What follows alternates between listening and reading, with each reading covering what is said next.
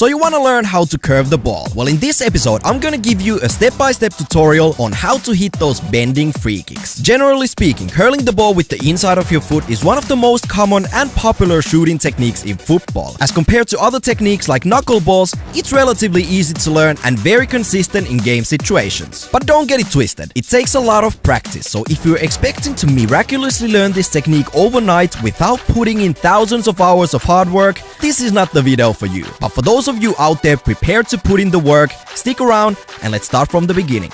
And you want to start with a proper run up to the ball, which means having a bit of an angle to the ball. Imagine that the camera is the goal. I would probably approach the ball from an angle somewhat like this. People who tend to go for a more straight run up usually go for a knuckleball or just a pure power strike, but that's not what we're working with today. Also, I've seen tons and tons of tutorials where people give you exact steps. Take 5 big steps back, 2 to the side, and you're good to go. Honestly, it doesn't matter how many steps you take back.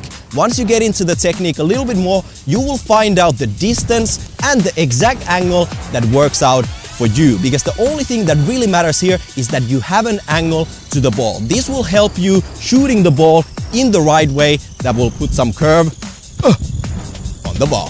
So, which part of your foot should you use to strike the ball? Basically, you want to kick the ball with the instep area right around here. It's basically the area between your toes and the very inside of your foot. Now, a lot of people shoot their curling free kicks or try to shoot their curling free kicks with the inside of your foot that you use for passing, and that will not generate enough power for the ball to go over the wall into the top pins. So when you're about to make your initial contact with the ball, make sure that your ankle is locked and your toes are pointing upwards. You want to point your toes upwards like this to make sure that the ball not only gets a beautiful side spin, but also a little bit of top spin. This will make sure that the ball actually goes over the wall and dips beautifully into the top corner. And you want to strike the ball somewhere around this area, the lower half, slightly on the side, to actually give the ball that curling movement we are looking for. 2 other things worth mentioning. Make sure that the whole movement starts from your hip.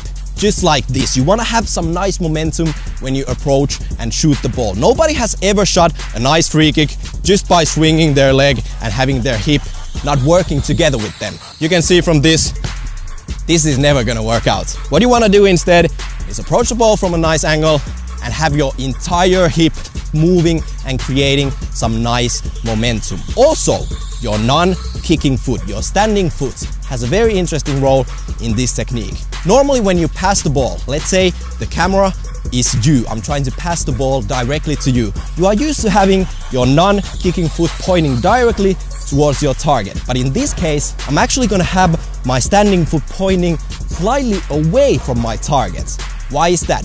Because with this technique, we are trying to generate side spin. So I'm actually trying to aim somewhere over there and hope that the curve is gonna kick in and the ball is gonna actually end up directly towards your target. Now, the last piece of the puzzle is the follow-through. What happens after the short moment your foot is actually in contact with the ball? And here we basically have 2 schools of thought. We have the people who just let their entire leg swing freely like this, and then we have guys like myself who tend to stop their follow-through a little bit quicker. My planting foot actually makes a pretty funny looking movement. It basically drags along the ground and I land back on my kicking foot. Some people shoot their free kicks like this and their planting foot stays in the same spot all the time, but for me the movement is something like this. You can basically go with whatever version you feel comfortable in, but the important thing here is that your entire leg actually continues the movement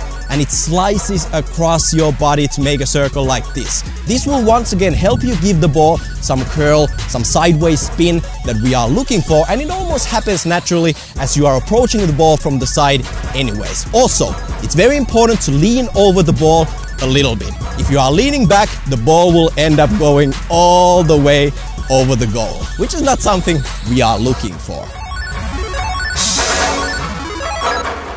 And that's pretty much it for the basics. Next up, I wanted to give you some extra tips, and my tip number 1 is to practice your free kicks shooting against the wall. This is a great thing to do because obviously when you kick the ball towards the wall, it will always come back to you. And this is great because you can actually get more repetitions in less amount of time, which is crucial because repetition is everything when you're practicing your free kicks. It's not gonna help you out knowing in your head how to shoot free kicks. No, you need to repeat the same movements thousands after thousands of times.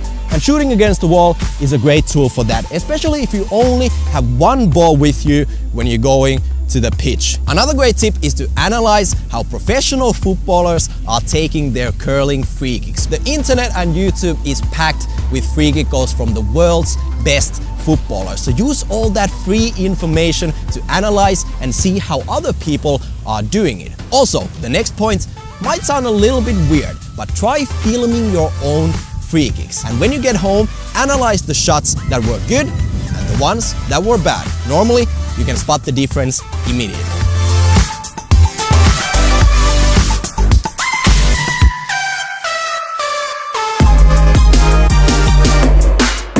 Now, onto some common mistakes that a lot of people do when they start practicing their curving free kicks. And the number one thing I see people doing wrong is that they only generate backspin to their shots instead of getting that beautiful side spin to the ball. Backspin is obviously an enemy because it will make the ball float in the air for a long period of time, which is something we don't want. We need the ball to go up over the wall and come back down into the top pins. Now, if you find yourself only generating backspin to the ball, you are probably doing one of these things wrong.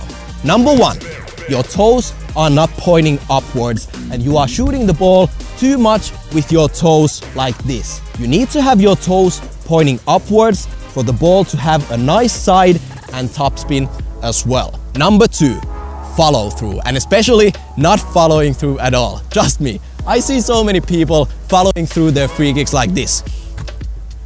That's not how you follow through when you shoot a free kick. That's how you chip the ball. That will only give you backspin, which once again is an enemy. So make sure you follow through.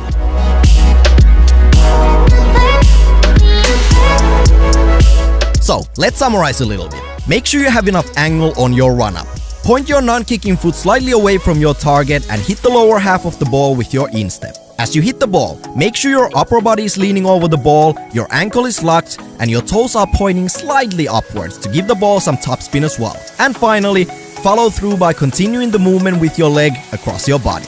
So that's basically it for this curving free kick tutorial. I truly hope you guys enjoyed this episode, and my last piece of advice is for you guys to stay consistent with your training. Trust me when I tell you, the only thing that matters at the end of the day is that you go back to that training ground every single day to work on your shooting technique. It doesn't matter what ball you have, it doesn't matter which football boots you have or don't have. The only thing that matters is that every single day you go to the training ground to get in those 200 free kicks, and you do that year after year. And that's it. I'm gonna cut it right there. Hopefully you guys enjoyed this episode. If you still have some questions, make sure to leave them in the comment section right down below. If you enjoyed this video and wanna see more, make sure you are subscribed to our channel. And before you go, give me a thumbs up in case you had a good time watching this episode. And with those words,